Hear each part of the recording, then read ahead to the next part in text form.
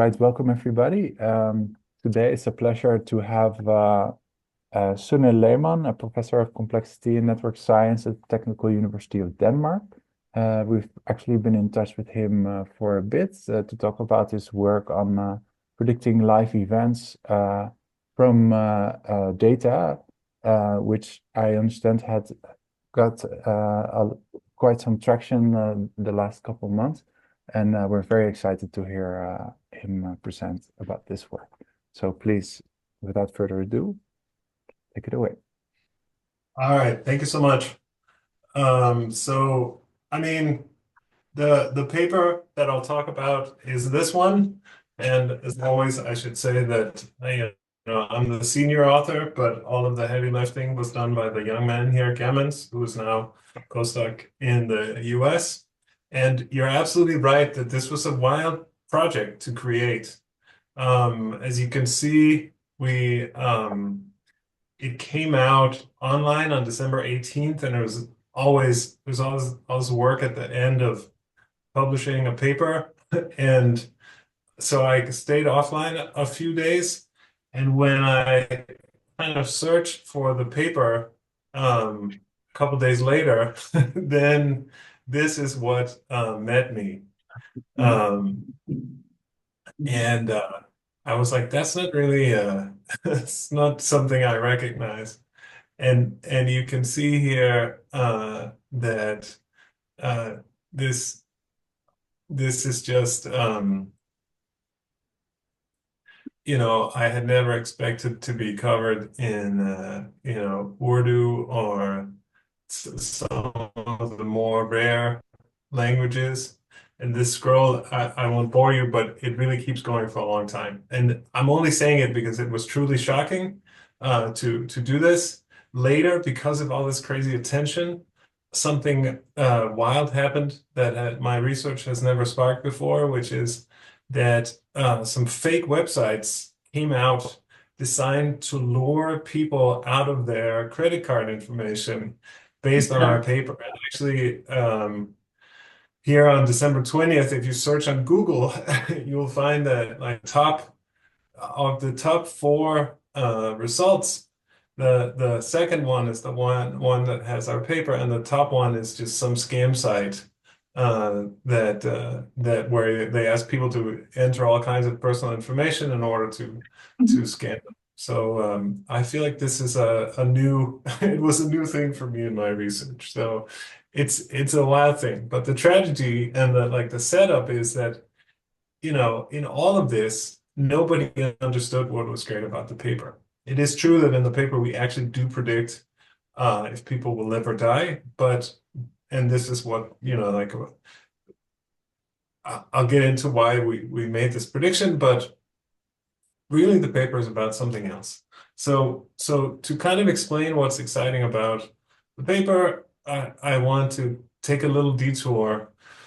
And of course, if some of you are like deeply, deeply familiar with large language models, this will be boring, but I think this is not the audience, so I hope you'll bear with me in talking about this because I think it makes sense to have a discussion about this, right? It's a kind of dark art, what's really happening inside these models, but overall, the idea is to say, like, how do we somehow find a mathematical representation of language, right? This is like the key term that's in these models. And for those, who uh, have have a sense of how they work, it literally is, like people have described it as autocomplete on steroids, and that's really what it is, right? That these transformer models um, that are out there basically train on lots of statistics and try and do some of the same thing that Google is doing here, where they just basically say, given a sequence of words, tokens,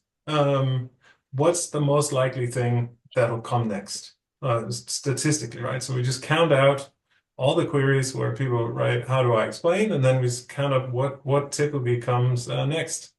And I'm not quite sure this is the exact stats, given that how do I explain fibromyalgia to my family? It doesn't seem like it would come up so often, but who knows? But anyway, this is literally how these models work, right?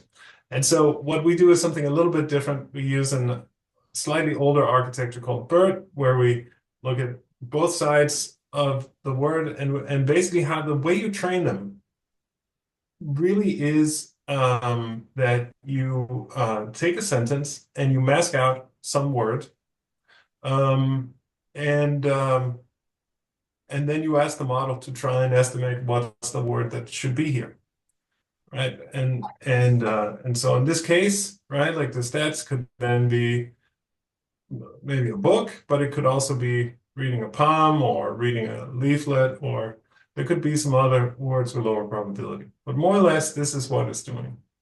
And the problem is that when we train on lots and lots of data, there's a, given the combinatorics, there's just not enough text to estimate these probabilities kind of just by counting. When you have lots and lots of text, like the individual sentences are too unique for almost all sentences. So, and what the language models are really doing is just that they're doing a kind of interpolation here, or they're basically approximating in some vector spaces these probability distributions over words. All right, that's literally what they're doing. So it's quite simple. And these embeddings, if we just talk about their properties, they tend to then capture the correlations that exist in language, right? So one of the properties that they have is that words that are similar in meaning, so that could be replaced for one another in a sentence in many contexts, they are usually placed close to one another in these embedding spaces. And I should say here, like I'm showing some pictures of these things. And of course, they're high dimensional, and we're showing some projections into 2 dimensions. They also capture, as you can guess, like other things like grammar. So things that are kind of grammatical variations are then close in some other dimensions in these spaces. Of course, like they tend to be way bigger. There's a lot of words in them. So if this is all that's happening, why are these models so powerful? What is it that's really driving their ability to do all this crazy stuff that we can see that they're doing? And of course, it's somehow related to compression, right? It's related to the fact that if you want to, compress all of the language in the world into some model, then it makes sense that there are interior model representations of concepts and so on. And this became relevant like super early on. So I started paying attention to this back in 2017. This is the team behind OpenAI that wrote this paper. I think it's about GPT-2. And you can recognize some of the names.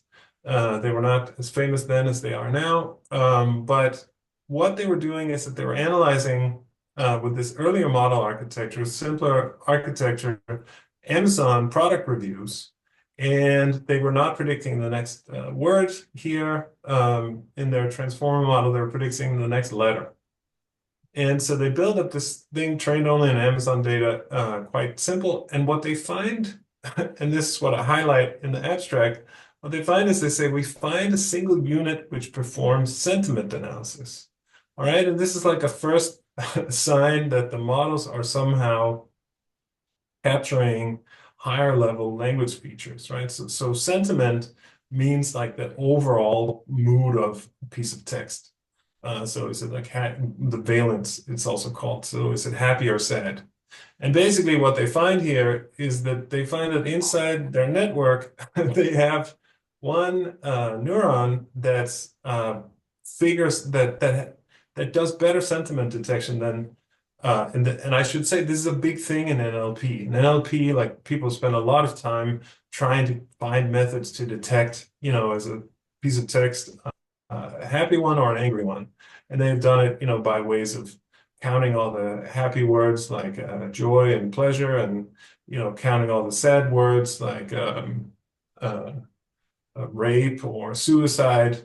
And then, but this one can outperform perform all of the methods that a lot of the methods that came before it simply just by looking at this one neuron. And it makes sense, right? Because if you want to predict the next letter in the next word, all things equal, it matters that you have a sense of where the text is going. Is this one is a person who's excited about their Amazon product or is sad about their Amazon product? So this was like an early glimmer, right? And when we now Question? extrapolate this up to the A question. So can I ask a question? yeah, of course. So Please. in that paper, did they train for that neuron to detect sentiment, or did they find No, it? Because it says they found it, so it they found really it, came yes. from like as an emergent property of the model. Yes, this is a really good question, and it's exactly the emergent property. Like they were not trying to do sentiment detection. This is kind of in analyzing the model after they trained it, they realized, oh, actually here is one thing that we can understand that the model is doing. Thank you. But good question. So when you now kind of fast forward to the language models, all of a sudden you can say stuff like, you know, how how do you dance the Macarena in the style of the King James Bible, right? And it's pretty great to see, of course, how to dance the Macarena in the style of the Bible. There's some great there's some great tips there. But what it also demonstrates, and we demonstrates it, you know, in many ways, is that somehow inside like these bigger models, it's not only kind of representations of sentiment, but they have somehow internal representations of what like of all kinds of different genres, right? So the Bible, gangster rap, you can ask it to write like Mark Twain, like that the model has some internal representation of many more and much richer concepts that it can then mix with this factual information about how you dance some dance, right? Some other really interesting thing that comes out of these the early work, this is work also done on teams at Facebook, where they figured out that they could do what they call unsupervised machine translation. And so what this says is another kind of wild thing, which is that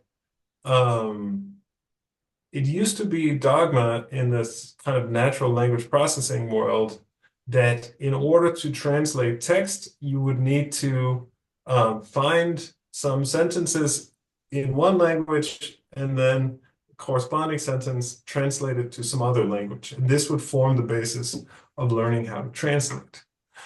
But these people found out that actually, no, you don't need you don't need this. What you can do is you can train a model on English and you can train a model in French. And then you can align the models, the embedding space of the models, right? So there is some embedding space, and then you can kind of imagine rotating it, the two spaces. And based on this rotation, you can translate from one language to the other without without the need for kind of labeled sentences in both languages. And these are kind of translations that both capture the meaning of words, but can also capture idioms and so on. Right? So this says that somehow the models are, you know, first of all, capturing something about the structure of language, and that the structure of language is represented in a similar way, even if it's trained in two different languages, right? And so there's somehow almost like a little world model in there that enables this auto translation. And of course, nowadays, like they just train everything in one big model, but this is again like an early result from 2017 and 18. And I think this this blog post captures it really well. And so now you might say, why is this strange man from Denmark quoting a blog post? But it's because we don't, as scientists, have access to the amount of compute that they have at these large corporations, right? So in training these models, they simply have, you know, literally thousands of times more compute, actually tens of thousands of times more compute than a scientist working in some public lab. So there's just a lot of stuff that we can't know. So we kind of have to pick up these crumbs and pieces from from the people that have access to this compute. And I think this one is really, really interesting, right? Because it's from 23. But what he says, and let me quote it, he says, what this manifests as is, trained on the same data set for long enough, pretty much every model with enough weights and in training time converges to the same point. And then he says something like technical and boring, but then he says, this is a surprising observation. It implies that model behavior is not determined by architecture, hyperparameters, or optimizer choices. It's determined by your data set, nothing else.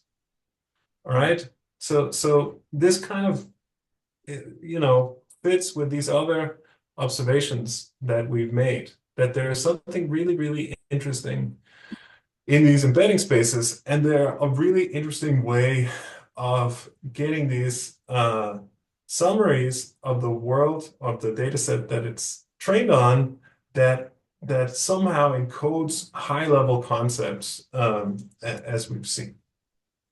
And this is also carried out that there are actually now sociologists, top sociologists, kind of investigating word embeddings to like say, let's train on language from, like the 50s, from the 60s, from the 70s, and look at how the kind of the meaning of words change over time.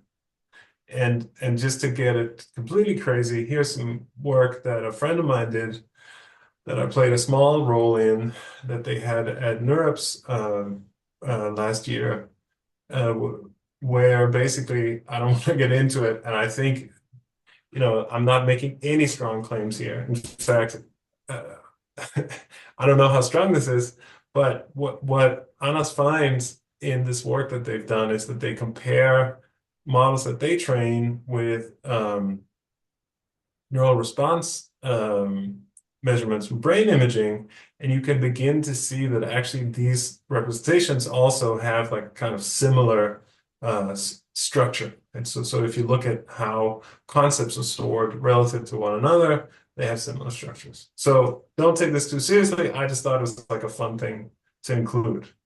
All right, so this is just a kind of preamble to get you in the mood to think about these representations that underlie the language models. So now I'm getting back to talk about what you asked me to actually talk about, which is this paper that we wrote and what I think is exciting about it. And so what we do in that paper is that we point out, well, there's an interesting structural similarity between natural language that they put in the language models and then human lives. That if you represent human lives as sequences of events, you can think of each event as a kind of token, as a word in a sentence.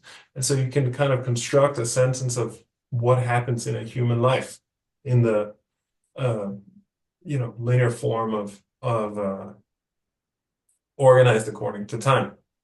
And essentially that's what we did.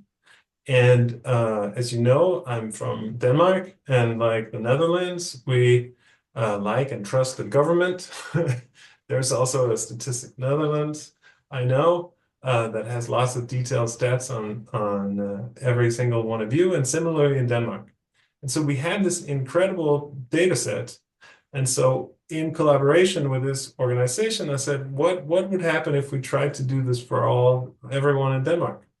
Of course, I have to say there's a lot of red tape, and you can't just do this. And it's not like we did it with every single data point in this organization, but that's the general idea. So what we put in is data from the labor market and some health data. And so the labor market, whenever I say those words, that's one of the things that sounds most boring to me both in the Danish and English language. But actually it has some really interesting information about individuals, because it has information about, where you live, where you work, how much money you make, what kind of job you have, like the position, the level of the job, and also the industry in which you work, and also where your workplace is, and so on. So it's actually quite rich information. And then we also have a health database, and it's not all of the health information that we have access to in the registries, but it's about the first point of contact with the hospitals. So whenever you go to the hospital, you get a diagnosis, and then that's what we write in there. So we don't have kind of the whole, downstream things that can happen. We don't have all the GP visits. We don't have your prescriptions, but it's a starting point. And then we organize this. We also don't have people's entire lives. In fact, we have data that runs from 2008. This is a point in time when the statistics got a lot more accurate. And then we analyze up to 2020. But because we want to make predictions and see what we can say about the future, we cut off how we train the model in the end of 2015. So we have data basically from 2008 to 16, and then we hold out the last 4 years because we want to see, how well the model can make predictions.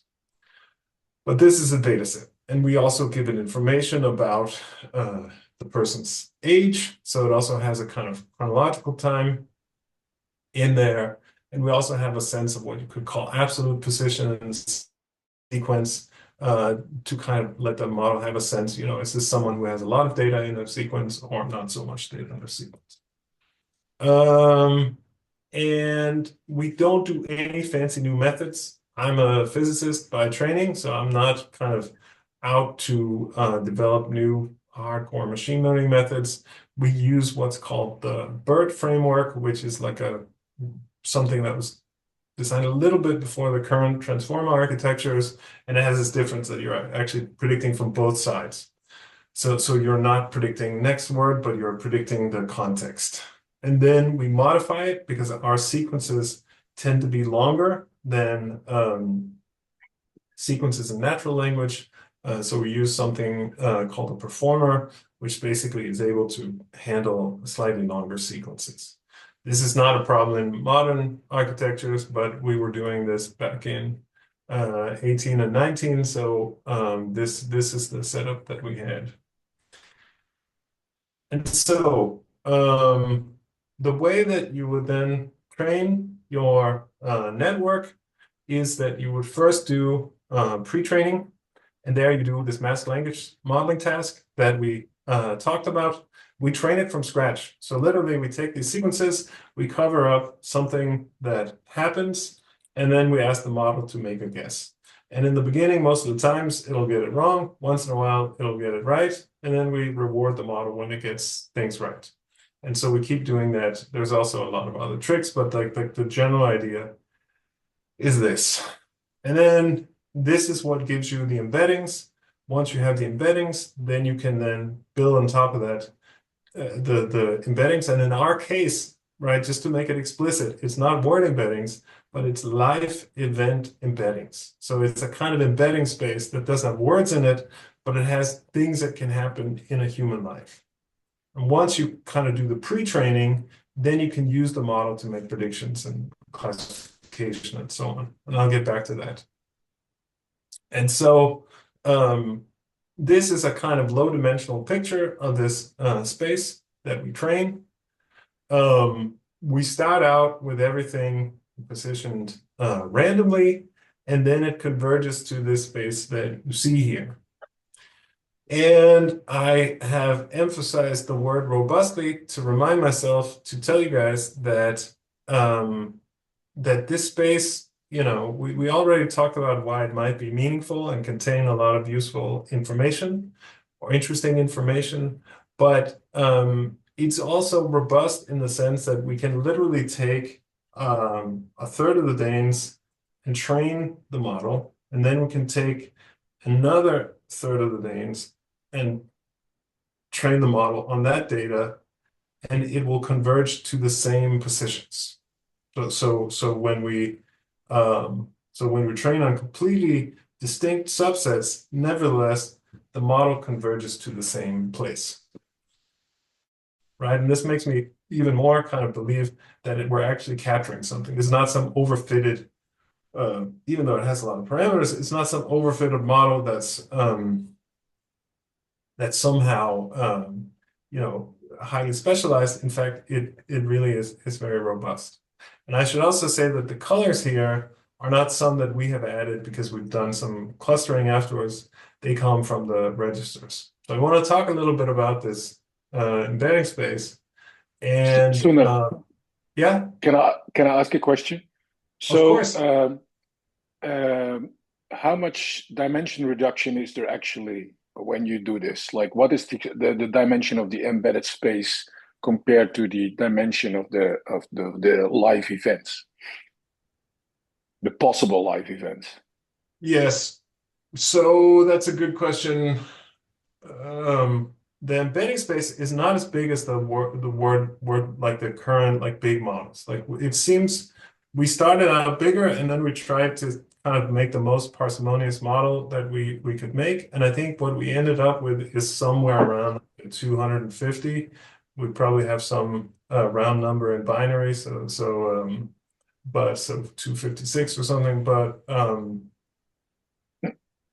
it's not that big. And the space of tokens, I don't have that active, but it's in the tens of thousands. So it's a lot bigger. But it seems that human lives in many ways are more kind of structured and ordered than language. So we can kind of fit it with a much smaller model. Interesting. All right? Thanks. Yeah. Cool. Okay, but so if we now look at birth year and how it's represented in the model, so again, like now we're going low dimensions. So what we're just exploring here is just this idea that concepts that are closely related in terms of how they function in a human life, we also expect them to be closely related in the model. And so the model starts out randomized, but it figures out that birth year is something that's different from everything else, and it also orders it chronologically. So it figures out that so you can see it's kind of organized in a line here, and it's organized perfectly chronologically. Right? The same if we get to income, it also figures out. So we represent income as percentiles, and it figures out that income is also its own thing, and is also organized more or less perfectly. There's like some little curve at the end, but again, I think this is just projecting it down. We try to see, because like the absolute amounts, right? Like when you get to the 90s, the income, the absolute amounts in each bucket start to now separate because there's some very wealthy people. So we tried to see if we could see some of that in the embedding, and we couldn't quite get that, but they might also be related to that. If we look at health, the green tokens or the green spots, you can see that it separates out. Can you see my mouse?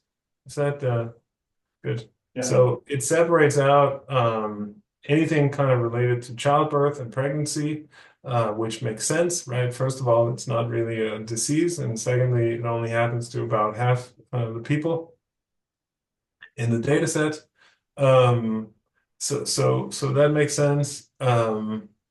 If we look at proximity as one of the meaningful things here, you can see that fracture of the wrist, the things that are close are fracture of the forearm, and so on. So these are things that again would play a similar role in a life course to one another.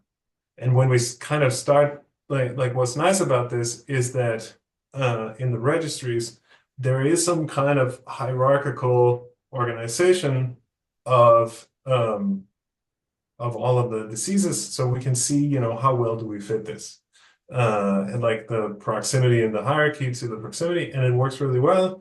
And when it makes mistakes, it also makes sense because, of course, like a hierarchical organization of everything, like here, for example, you see this like the fracture is somehow close to the open wound of the same area. Like that plays a similar role. You get like some bandage on your arm and whatever. I don't know exactly how it works, but there are lots of these little things where we go like that makes sense, and what the medical doctors also think makes sense.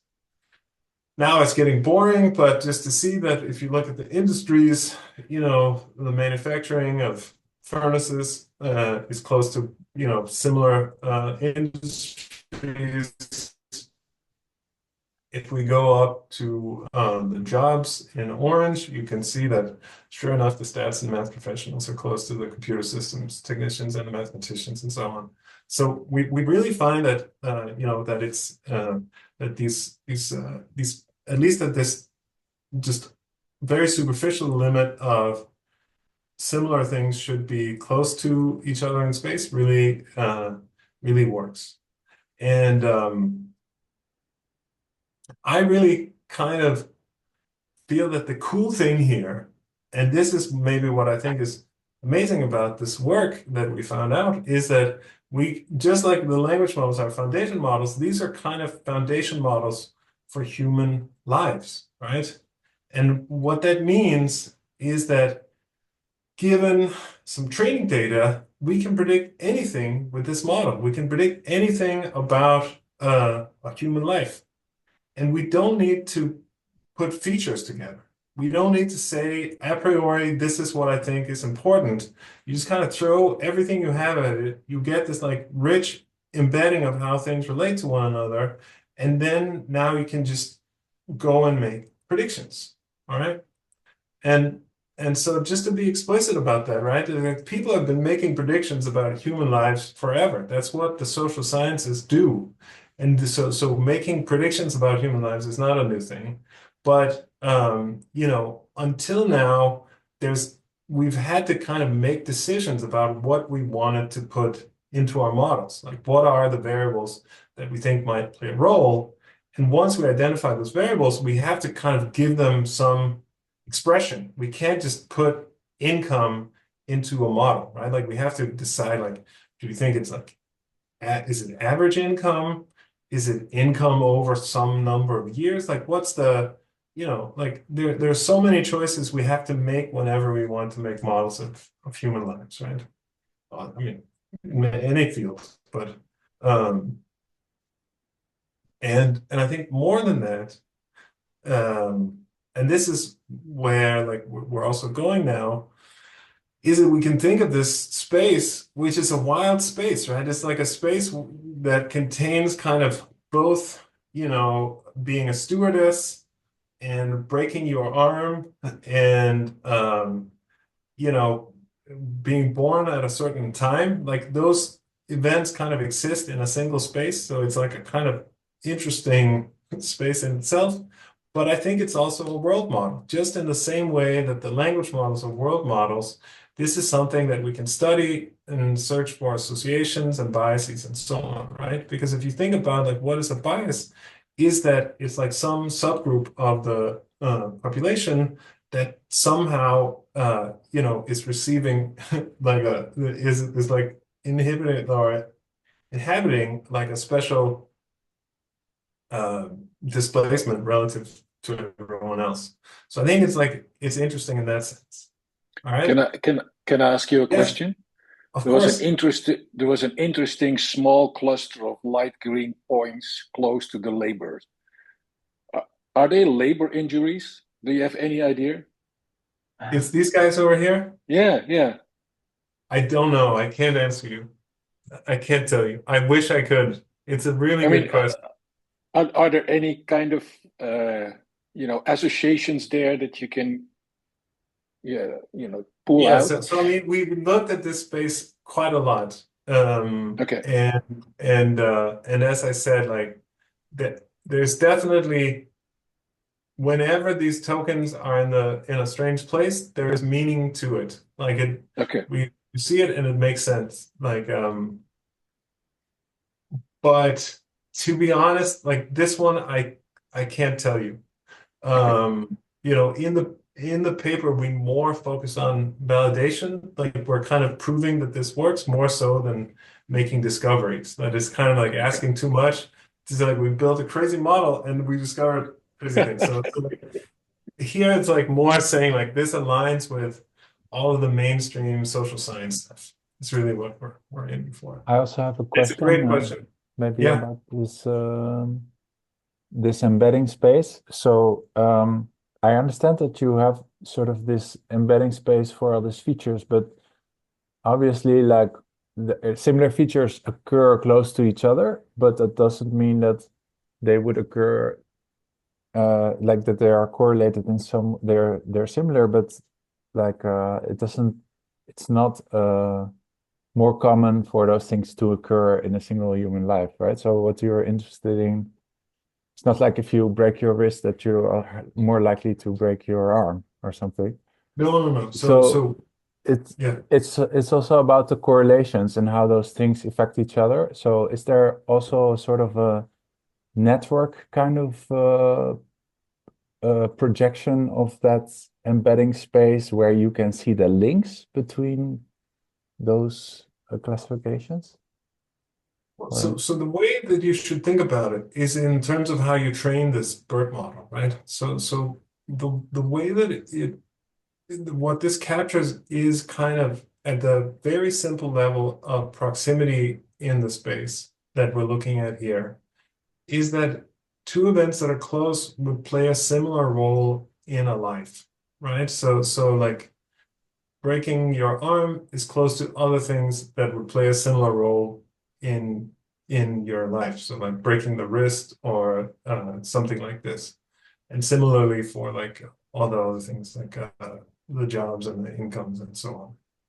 So that's what the proximity means. And so the as we discussed kind of in the preamble, like this space captures many more things. I think that just like the word embeddings capture, like genres of text, let's say, we could imagine this could capture genres of lives, right? Like that there could also be structures in these spaces that we can't necessarily see in this like two-dimensional projection, but there could be, I think, a subspace that would capture something that's much more akin to like grammar or the kind of type of life that you're having. That would also be in the model. And we haven't gotten that out yet. There's not really ways to get genres even out of the word embeddings. But if you think about what happens when you at like what the language model people would call at inference time, like when you're probing your transformer to generate like a new sequence, you're exactly eliciting like some subspace, and the model is kind of riffing within the subspace to generate this new sequence of words. So like on the longer term, I really want to understand what's going on in these spaces, but this is like a kind of emerging field of research, even for the language models. So the best that we can do for now is to kind of like reproduce some of the cool stuff that they're doing for the language models for these models, and that's what we're looking at. And then we're also trying to come up with our own strategies. But it's like highly non-trivial to get stuff out because for many complicated reasons that we can get into. So even while you train it in this kind of sequence of like what came before and what comes after, right? That's how you do the mask training. You don't. The mask training, yeah, like you show the model piece of the sequence, you mask one of them, and then you say, what's your best guess of what comes here? And then so the proximity only has to do with choices for the masked event, basically, and but you don't have any idea of like how that relates to the before and after events. Is that what you're saying? Yeah, like that is in the model, but I don't know how to see it yet. Yeah. Like no one does. But it's like a big context window, right? So it's not just immediately before and after, but it's no. I understand, but I think that Wout's question was about like exactly about that, like a kind of directed graph of like if you have an event, where would you go next or something like that. Yes. I mean, but there's tons of work on sequences that has this much more like, let's call it motifs, that count up Yeah. motifs and look at how these motifs are like. There is something called like sequence analysis also for live sequences, actually. I found out later than this. But whatever the hell this thing is doing, we don't really know, and it's like way more complicated than than just counting motifs. Okay. That makes sense. Yeah. Okay. Fascinating. I don't know if you hear me. Yes, I hear you. Okay, yeah.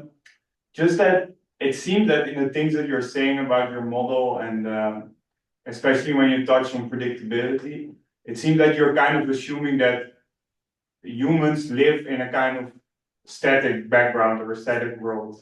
But I imagine, for example, that the average human life 100 years ago looks very different than it does now. So Yes. in other words, the embedding space would look quite different. So I wonder if you thought about that, or like in a whole historical context, kind of. Yeah, I mean, so I'm not making any strong claims about kind of, modeling anything than the Danes from like 2008 to 2020. And, we're lucky that we don't have COVID in there. I can totally imagine that you can kind of like think of like an external field that can shift like an entire society and impact sequences and the meaning of sequences in some non-trivial way. When you go back in time, you also just have the practical problem that you don't have the same data. So you're going to have different data sources. And so I think this is like extremely interesting. I think just like with the language models, we have no idea, right? The language models seem to somehow, if you have enough data, it seems to be handled, like not all the data looks the same. Like there's Shakespeare, there's gangster rap, there's like Reddit forums, like there's, I don't know what the hell they're trained on, but there's all this varied text. And somehow these very, very large embedding spaces that they build for the language models can handle that variety. So I think that these models are robust to some variety and change, and kind of we give it a sense of absolute time. So I think it can handle some of it, and the embedding space might change in some interesting way.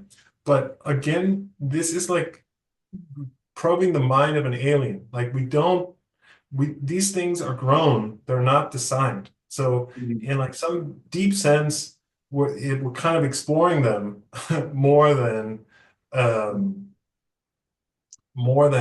really fully understanding them yet. So could a model handle if we had data from the 1800s, like different data for some people, and just threw it in? The answer literally is maybe. Like we would have to try it and see what happens. So this is kind of like my take on this. So it's a very unsatisfying question, I know, but it's still, or answer, but it's a very satisfying question, unsatisfying answer, just to be clear. But I can't do much better, unfortunately. Okay, thanks. All right. Let me talk a little bit more, and then I'm happy to answer more questions. I think these are really great. So now we kind of have this embedding space, right? Now we want the model to do something. And so we use it to make classification. And this is where we made a tactical mistake. I said, okay, we have this great model, we should use it for something. And then someone said, well, like life and death sounds pretty exciting. And then we looked into it, and actually it's something that scientists have been working on. It's a huge field in the insurance industry. People do lots of kind of so there's tons of literature on this. So it's also very well calibrated. So we thought this will be a good thing. And this is, of course, what caused all the commotion in the initial press coverage. But we thought, but let's so we train it until 2016. And as I also underscored on the bottom, we focus on making predictions for young cohort.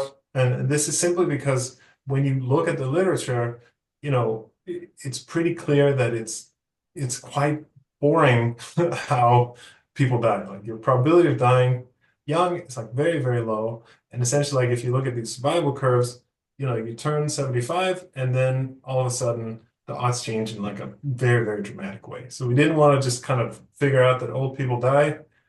So we thought we'd focus on a younger cohort. But then what we do is, we have this trained model, and like the core of it is like we show it a lot of examples, people who live, people who die. We find the patterns of who live, patterns of the people who die, and then we can then roll that trained algorithm out on a new cohort that we haven't seen. And so this is like pretty standard, but it's now like in a kind of a little bit more cool machine learning way. But this is the structure of it.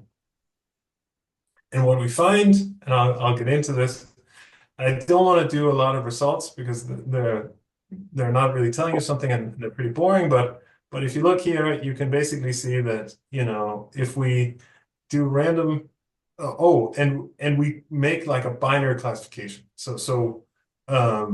We basically take a cohort of people where half survive and half die, and then we say, can you tell the difference? So of course, it's like a super imbalanced thing. So if we're just guessing, pick a random group, and we're guessing, we could just say you survive, and we could get like 97% accuracy or something. So if we guess at random, then it's 50-50 as it should be. If we build these life tables where we look at, like the properties of when do men typically die, when do women typically die, when do people of some education typically die, we can do a little bit better. If we now run a logistic regression, train it on the same data, here, of course, we're cheating a little bit because we have to create some features and like how to get the very best features for your regression. But we really tried. And then we train a kind of classic neural network, which does better because it's end-to-end. We train a recurrent neural network. We put a lot of effort into training that. We actually thought in many ways, it should be as good as our model, right? A recurrent neural network looks at sequences. It's building an embedding space. And the main difference is that the embedding space for the recurrent neural network is not a general one, but one that's kind of specific to this tasks, right? But it's looking at sequences. But we outperform all of them. But at the same time, this is the Matthews correlation coefficient.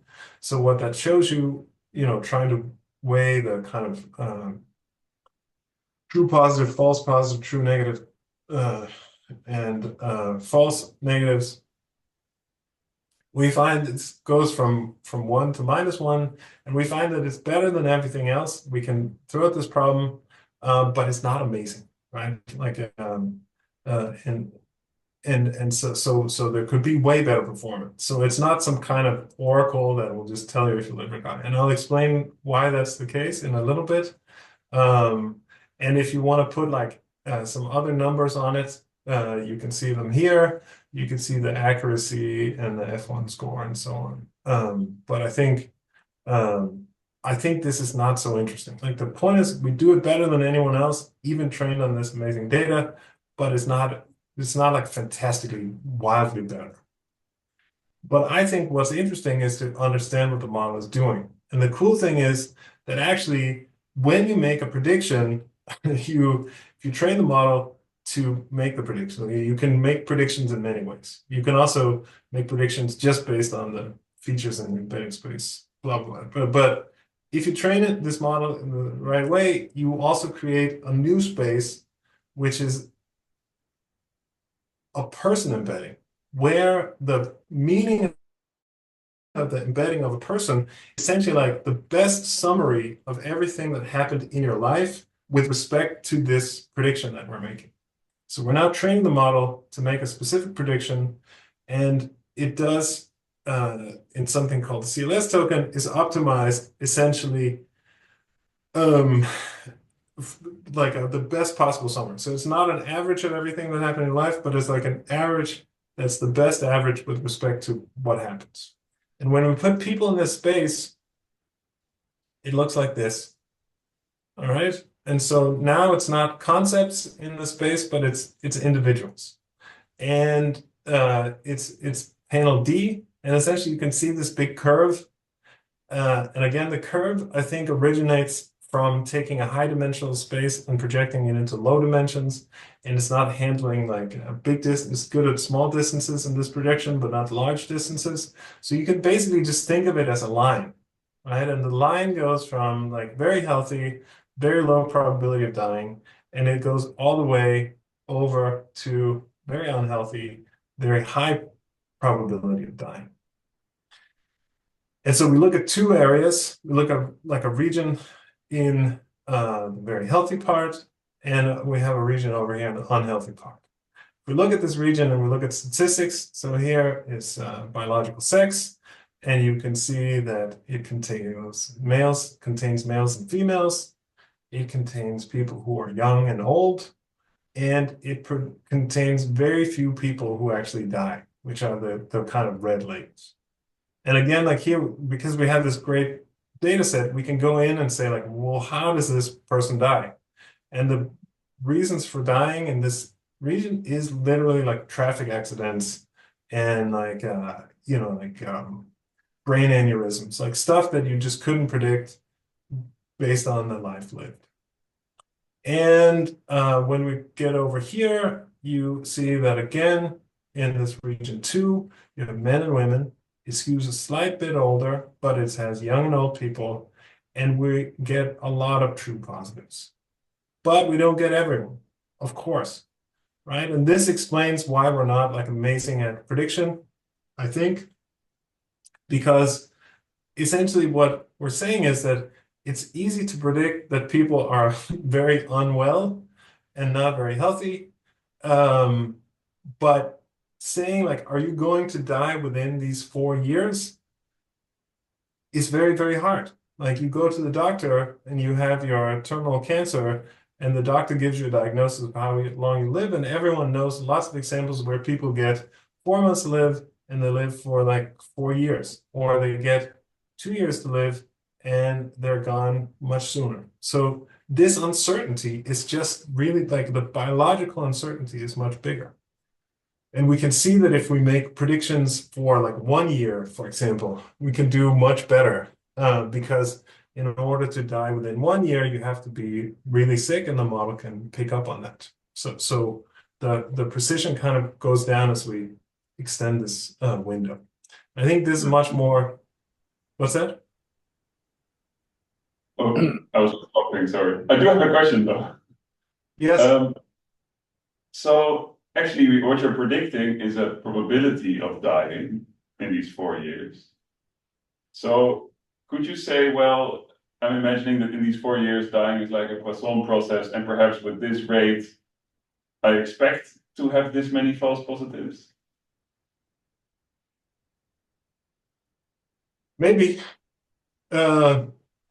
I haven't thought exactly through this.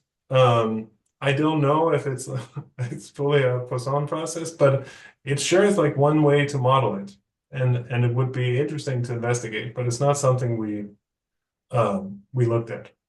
But it's true that we have a probability of either class, and we could use that in like a more clever way, you could say. So, Sune, can you explain the person embedding space for a moment? Because I didn't get that completely. So how does it differ from your live event embedding space? Yes. So here it has the same dimensionality as the other space. And you can think of each person as a kind of summary, or like you can think of each person's location as a summary of all the events, life events in their life. So the simplest way of doing something like this would be to just take an average of everything that happened in someone's life, and then you would get a point for each space. So that turns out to not be so informative. But in kind of training the model and making a prediction, you could think of it as a kind of weighting of the life events. And in this space, it's the weighting that's most meaningful with respect to the life and death prediction. Okay. Yeah. Does that make sense? Yeah. Yeah. And like there's some fancy modeling stuff that I honestly couldn't even account for that, that's kind of built into the architecture of the BERT model. But this is like the general meaning. But how you kind of train it and get to that is like a whole new network that you put on when you train when you make the prediction. I also want to say that, one thing that people, and by people I mean reviewers, would point out is to say, well, isn't this just picking up on the health information? Like, isn't it just that, like, if you have a cancer diagnosis, is it then picking up on that and then gives you like a prediction for that? And it turns out that, so to answer that, we said, let's train just on the labor data.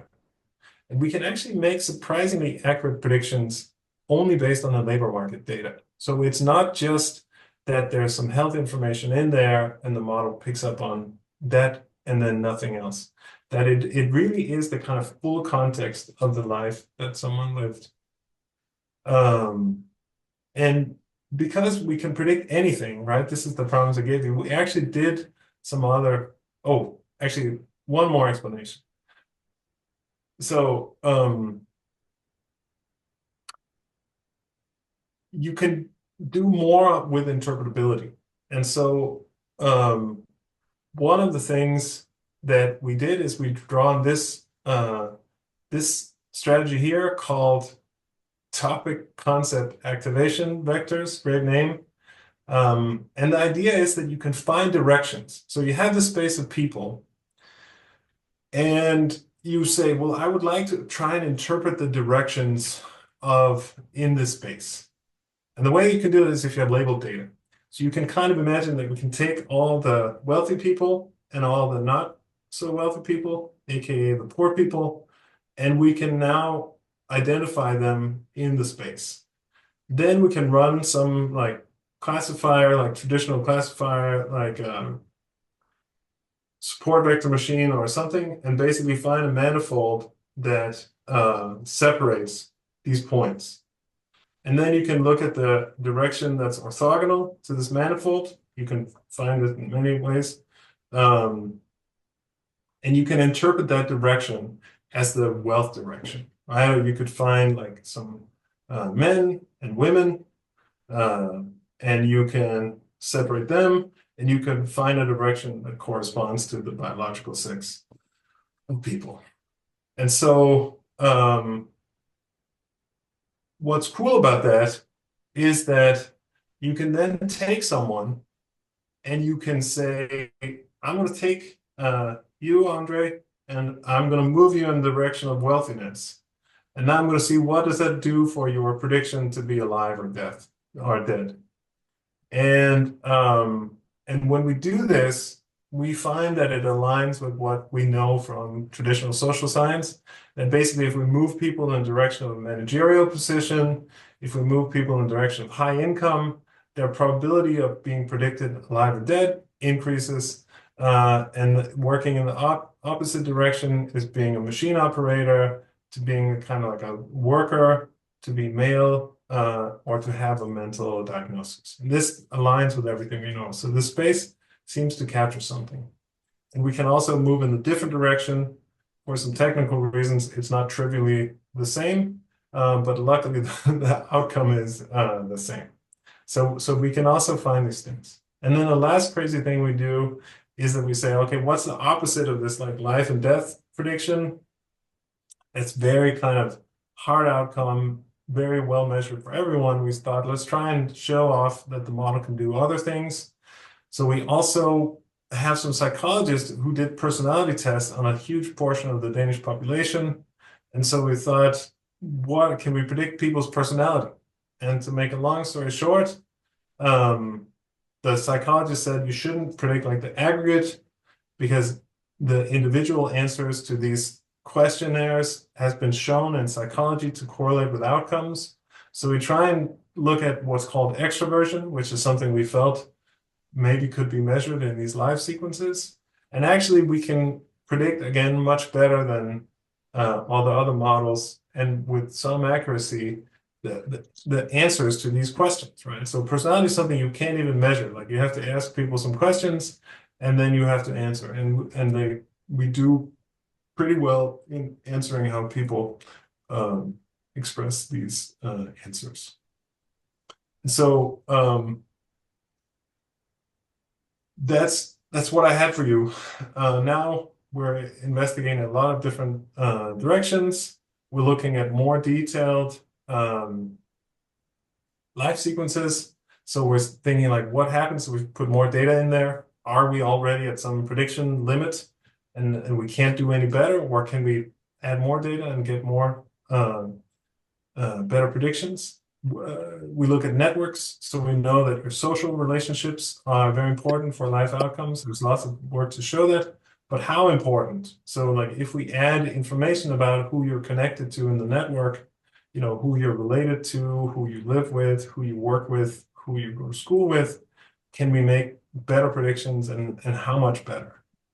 And then we're also doing stuff like we're converting it to a transformer model. So we can also do stuff like we can say, let's take me today and generate 1,000 different futures at some temperature and see like what happens. So we don't have to just ask specific questions, but we can kind of elicit like ideas for like stuff that might happen and look at the statistics of those things.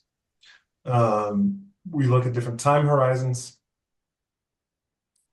We intuitively think that, you know, you can probably predict what happens tomorrow. You probably have an idea of a month out, but what about year out, 5 years out, 10 years out? How do the error bars or uncertainty change as we move into the future? How does it change as a function of where you are in your life, you know, before you choose your education or after?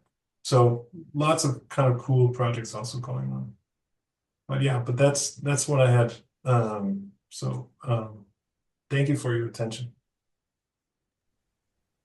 Okay, thanks you very much. Thanks very much for this very interesting talk.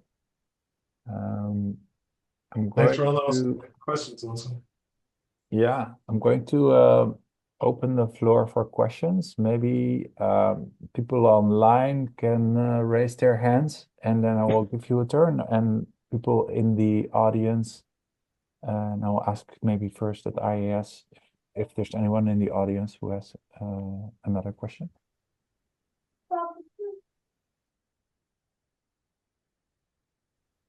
I have a question. So, I mean, there's a million questions to ask. This is inspired, like, there's so many things you can do with this. But one thing that I immediately am very curious about is, so, given any sequence, you sort of have a probability distribution over futures. So you can ask the question, at what point in the life do you have the largest entropy in your future? What is sort of the age of maximum uncertainty about the future? Yes. Like these are like very fun questions. Do you have any answers to this? I mean, this is what we're looking at right now, and I think it really is interesting. I mean, like probably the answer is that it's maximum at birth. So that would be my guess. But it well, would be but at the same time, it's very certain that you're going to go to school, right? Like yes, for sure. But, I mean, it depends on also, I guess, how far into the future you predict. But I mean, yeah, it's an empirical question, and we're looking into it now. So I might have answers for you, but not yet. Thanks. Okay, Clelia raised her hand first. Yeah, I have a very basic question actually. I mean, I think there are a lot of interesting questions. I mean, interesting things to do from this type of models. And I'm just wondering, like, if you also address kind of ethical questions at the same time, meaning that who has access to like a trained model on like probabilities of death of people, because you have individual, your each point is saying is an individual. So I'm just wondering, like, do you have to address kind of ethical questions here when you're doing this work and when you're publishing it? So yes, just wanted for to sure. I think like this is something we think about a lot. It's something that in many ways, like the system that we're working within in Statistics Denmark is helpful with, because like the model that we built is not something that people can just go out and build, first of all. Like this is something where you have to actually go and sit in the building physically and so on. So it's not some kind of easily shareable model that you can build. And at the same time, I also think that the way it works with permissions is that like we have permission to build this for a research project, but if the Danish government was like, all right, we're going to build this now, and we're going to use it to predict crime and do something, like that would not be legal. So there are also some legal predictions in terms of how it can be implemented and so on. So if one wanted to implement this model, there would be kind of a number of steps. And I think that we should think of it as a prototype that is investigating what's possible, more so than something that we should just go out and implement. It's still full of biases. The training data is full of bias, and that's all captured in the model. So we can use the model to explore biases and discover new ones. But if we applied it, it would reflect this kind of unfair training data. So there's also this whole thing about, you know, if you wanted to use it, would it be fair and unbiased and so on? And it certainly would not. So it's very much a kind of a research project and not something to put out there. At the same time, I think it's actually important to explore what's possible, because there are some other entities in society that have information about us that's maybe more detailed than what's in the registries, right? So if you think about Instagram or whatever, right? Like they know what's in every photo or in every movie, and they know the people, they know the kind of socio-demographic information about each scene that it sees, and it knows how long you look at every single photo, down to the millisecond. And that's just one example. So this is also a way to kind of begin as a democratic society that does this openly to understand what's even possible. You know, like that I feel that it's important that we can know what these models can do when it comes down to other things than modeling language. Thanks. Lera is up next. Thank you. Thank you. I really am impressed with the scale of your research, and I have one question and one suggestion. So, a question: do you also have information on, let's say, mental health of people? So we work in the urban mental health research priority area here in Amsterdam University, and yes. So I don't think we have access to the such detailed data, both in the Netherlands and in like some of the UK projects. So do you have some information on, let's say, psychological state, severe depression, and all the way to the extreme case of suicidal attempts and suicidal deaths? It's not in the model. It's not in the model currently. In the data? And we would have to get also different permissions to put it in there. So there is some information in there through the hospital admissions, but it's not the full kind of medical records. But I agree that it could be very, very interesting to predict, let's say, depression and so on. Okay, great. And the suggestion, so I worked in a completely different field using multi-graph neural networks. And we did it static and for papers, not for people. But it could be something maybe interesting which can improve your predictions. So yeah, I'm happy to talk later offline. Yeah, I'd love to hear about it. Thank you. Well, thanks a lot. Great. Then we have Marta and then Andre. Thank you for the very clear talk. I was wondering if you're thinking of running our model in different societies, and also given that you've been talking to psychologists, if they already have some hypotheses about how these results would change in like across cultures. So I thought somewhat about across cultures. So we don't have this data for many other countries, right? Like maybe we could do it for the Netherlands, maybe we could do it for Sweden, but it's like a very few, you can say, Northern European countries who maintain this type of registry data. So how much findings generalize, I think, will depend on the type of thing that you're exploring, right? Like we also have a very specific model of society in some of these countries. And so there are some things that might generalize very poorly, other things that are kind of more related to biology and how human beings work that could generalize much more. But in the end, I think it's an empirical question. And so there's a lot of work on kind of taking pre-trained models and then fine-tuning them to new situations based on some smaller data set. And I think like an interesting avenue could be to try and see, how accurate can we be if we find data sets that exist for the whole world, we fine-tune our model on something like that, for like something that's in the whole world, and see how much does our model help improve predictions as you kind of move further and further away from Denmark. And so we could explore this empirically to some degree. Great, Andre, just go on. Yeah, thanks, Sune, for a great talk. I mean, my question might be related to the previous question, but you started out by saying like, okay, the large language models, if you train them on different languages, they basically converge to the same embedding space or the same point. That might be different for the human lives, depending on the geographical context, the country you come from, whatever. Or do you think that there is also this convergence to the same point, even with the vast differences in culture and circumstances that different countries experience?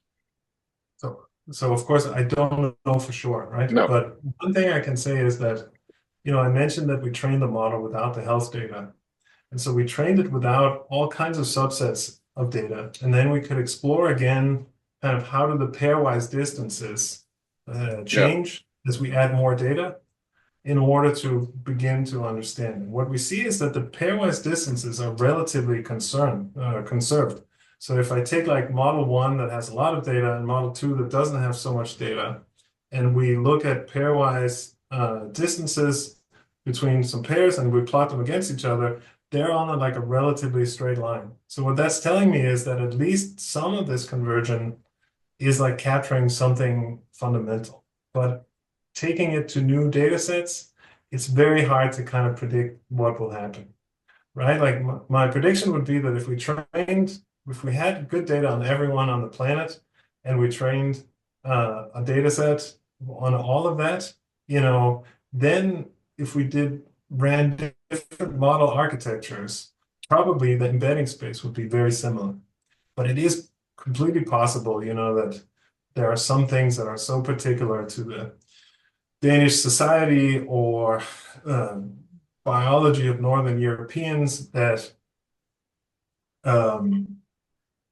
that would be captured in some subspace in this bigger model and wouldn't be kind of as clear. So yeah, it's not really an answer, but now you have some of my intuitions at least. With probably birth year as one of the most determining characteristics, right? Yes. It's like yeah. I mean, there are also big, like, of course, I play up the similarity between sentences and lives, but of course there's like some strict rules for lives, right? Like some things happen when you're young, some things happen when you're old. So it's the analogy is not perfect for sure. Yeah. And some of that might turn out to be really important. Thanks. Gonna look back in the room at IAS and ask if there are any further questions. Yeah. Can you hear me? Yeah. Yes. Thanks for the nice talk. Related to the question of Andre, as far as I understood, like when you map two languages, it's some sort of rotation that one space is mapped to the other. what Andrea pointed like when one embedded space is more sparse than the other, if you still have the same thing, whether people, you know any technique to cost grain one embedded space and check whether it matches to the other. Any way to normalize those embedded space? I'm not a big expert on this. It's a really good question. I have some overview of the literature, which is what I drew on when I was kind of giving this like initial intro to the embedding spaces and how they work. And then I worked a lot on our model. But I kept like the subtle details of this I'm not aware of. And I think this idea of coarse graining the embedding space is definitely interesting to kind of understand what that would look like. But at the same time, you know, we're looking at these spaces in projection, and they're so high dimensional that even some of our intuitions around, you know, coarse graining and these things are not, I wouldn't know how to exactly do it, to be honest.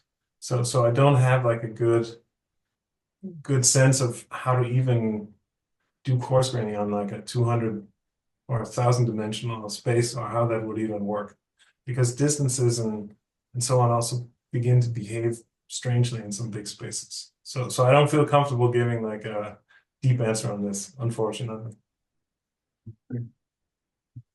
But can I say something else, which is I'm really enjoying this, but I had only booked an hour, and I have another meeting that started at noon. So Okay. it would be good if we could wrap up, so I won't be so unpopular.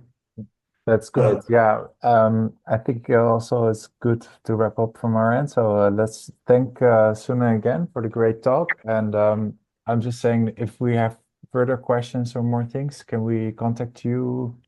Of course, please Yeah. reach out. Like, Yeah. there was Lera had this this idea for how to make it more precise, and I would love to get an email about this. I think it sounded exciting. But I really Okay. appreciate the great questions, and thank you for taking time to Great. hear about this. Yeah. Take Thanks care. very much. Bye-bye. Thank All you. right, bye. Bye-bye.